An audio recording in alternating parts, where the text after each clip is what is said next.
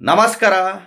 ಮಂತ್ರಾಲಯದ ರಾಯರಿಗೆ, ಮಂತ್ರಾಲಯದ ರಾಘವೇಂದ್ರ ಸ್ವಾಮಿಗೆ ಮನೆಯಲ್ಲೇ ಕುಳಿತು ಆ, ಈ ಒಂದು ಸಣ್ಣ ಹರಕೆ ಮಾಡ್ಕೊಳ್ಳಿ.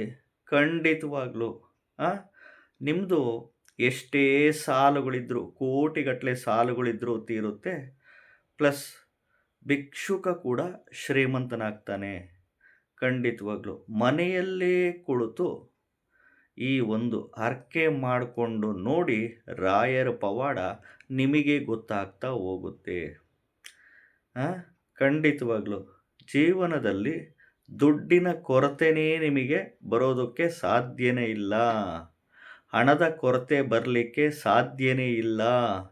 ಇನ್ನೇನ್ರಿ ಬೇಕು ಜೀವನದಲ್ಲಿ? ಮನುಷ್ಯನಿಗೇನ್ರಿ ಬೇಕು?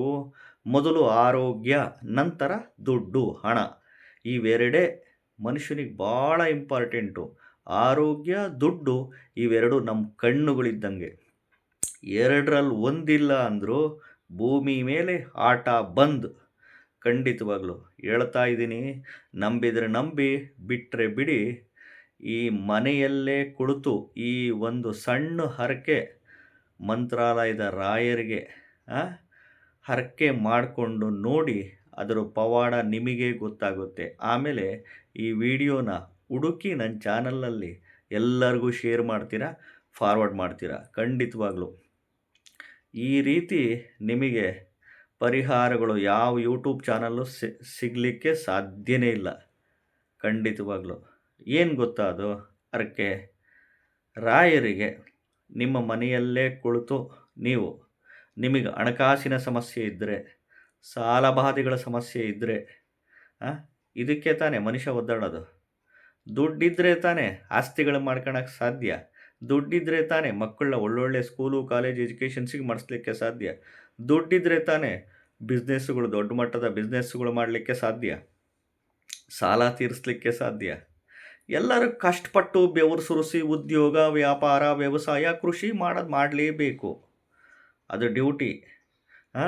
ಮತ್ತು ನಿಮ್ಮ ಒಂದು ಜಾತಕದಲ್ಲಿ ಎಸ್ಪೆಷಲಿ ಯಾವುದೇ ರಾಶಿ ನಕ್ಷತ್ರ ಆಗಿರಲಿ, ನಿಮ್ಮದು ಯಾವುದೇ ಲಗ್ನ ಆಗಿರಲಿ, ಯಾವುದೇ ಗ್ರಹದ ದಶಾಭುಕ್ತಿ ನಡೀತಿರಲಿ, ದಶಾಭುಕ್ತಿಗಳಲ್ಲಿ ಈ 1ನೇ ಮನೆ, 3ನೇ ಮನೆ, 5ನೇ ಮನೆ, 8ನೇ ಮನೆ, 12ನೇ ಮನೆ, 6ನೇ ಮನೆ ಬಂತು ಅಂದರೆ ಖಂಡಿತವಾಗ್ಲೂ ಹೇಳ್ತಿದ್ದೀನಿ, ಹಣಕಾಸಿನ ಸಮಸ್ಯೆ, ಸಾಲಬಾಧೆ, ಕೊಟ್ಟಿರೋ ಹಣ, ಕೈ ಸಾಲ, ಬಡ್ಡಿ ಸಾಲ, ಬ್ಯಾಂಕ್ ಲೋನು, ಇವೆಲ್ಲ ಭಾಳ ಸಮಸ್ಯೆಗಳ ಮೇಲೆ ಸಮಸ್ಯೆ ಬರುತ್ತೆ. ಇದೊಂದೇ ಅಲ್ಲ, ಗಂಡ ಹೆಂಡತಿ ನಡುವೆ ಜಗಳ, ಕಲಹ, ಮನಸ್ತಾಪ, ಭಿನ್ನಾಭಿಪ್ರಾಯ, ಹೆಲ್ತ್ ರಿಲೇಟೆಡ್ಸ್ ಇಶ್ಯೂಸು ಬರುತ್ತೆ. ಲಾಂಗ್ ಟರ್ಮ್ ಡಿಸೀಸಸ್ಸು, ಆಕ್ಸಿಡೆಂಟ್ಸುಗಳು, ಅಪಘಾತಗಳು, ಆಪ್ರೇಷನ್ಸು, ಸರ್ಜರೀಸು, ಇನ್ನೊಂದು ಮತ್ತೊಂದು, ಇವೆಲ್ಲ ರಿಲೇಟೆಡ್ಸ್ ಉಲ್ಬಣ ಆಗಿಬಿಡುತ್ತೆ. ಸೊ ನೀವು ಮನೆಯಲ್ಲೇ ಕುಳಿತು ರಾಘವೇಂದ್ರ ಸ್ವಾಮಿಗೆ ಈ ಹರಕೆ ಮಾಡಿಕೊಂಡು ನೋಡಿ, ಆಮೇಲೆ ನಿಮಗೆ ಗೊತ್ತಾಗ್ತಾ ಹೋಗುತ್ತೆ. ಖಂಡಿತವಾಗ್ಲೂ ಏನು ಗೊತ್ತಾ, ವರ್ಷಕ್ಕೆ ಒಂದು ಬಾರಿ ಗುರುವಾರ ಪುಷ್ಯ ನಕ್ಷತ್ರ ಬಂದಾಗ ನೋಡ್ರಿ, ಈ ಗುರುವಾರ, ಈ ಪುಷ್ಯ ನಕ್ಷತ್ರ ಗುರುವಾರ ಬರೋದು ವರ್ಷದಲ್ಲಿ 2 ಸರಿ, ಬೇಡ ಮ್ಯಾಕ್ಸಿಮಮ್ ಅಂದರೆ 3 ಸರಿ ಬರುತ್ತೆ. ಪುಷ್ಯ ನಕ್ಷತ್ರ ಗುರುವಾರದ ದಿನ ಬೀಳೋದು, ಅದು ವರ್ಷದಲ್ಲಿ 2 ಸರಿ ಮಾತ್ರ, ಇಲ್ಲಾಂದರೆ 3 ಸರಿ ಮ್ಯಾಕ್ಸಿಮಮ್. ಇಂಥ ಟೈಮಲ್ಲಿ ರಾಯರಿಗೆ ಮಂತ್ರಾಲಯಕ್ಕೆ ನಾನು ಬಂದು ದರ್ಶನ ಮಾಡ್ತೀನಿ, ನಿನ್ನ ದರ್ಶನ ಮಾಡ್ತೀನಿ ಅಂತ ಈ ಹರಕೆ. ಒಂದು ಬಾರಿ ಸಾಕು, ವರ್ಷದಲ್ಲಿ ಒಂದು ಬಾರಿ ಸಾಕು. ಹೋಗಿ ಓಂ ಶ್ರೀ ಗುರು ರಾಘವೇಂದ್ರಾಯ ನಮಃ, ಓಂ ಶ್ರೀ ಗುರು ರಾಘವೇಂದ್ರಾಯ ನಮಃ, ಓಂ ಶ್ರೀ ಗುರು ರಾಘವೇಂದ್ರಾಯ ನಮಃ, ಈ ಮಂತ್ರ ಹೇಳ್ಕೊಂಬರ್ಬೇಕು ಅಷ್ಟೇ, ಮನಸ್ಪೂರ್ವಕವಾಗಿ ಅಷ್ಟೇ, ಇನ್ನೇನಿಲ್ಲ. ಸಣ್ಣ ಹರಕೆ ನೋಡ್ರಿ, ಪುಷ್ಯ ನಕ್ಷತ್ರ ಗುರುವಾರ ಬಂದಿರಬೇಕು, ವರ್ಷದಲ್ಲಿ 2 ತಿಂಗಳು ಮಾತ್ರ ಬರುತ್ತೆ, ಮ್ಯಾಕ್ಸಿಮಮ್ ಅಂದರೆ 3 ತಿಂಗಳು.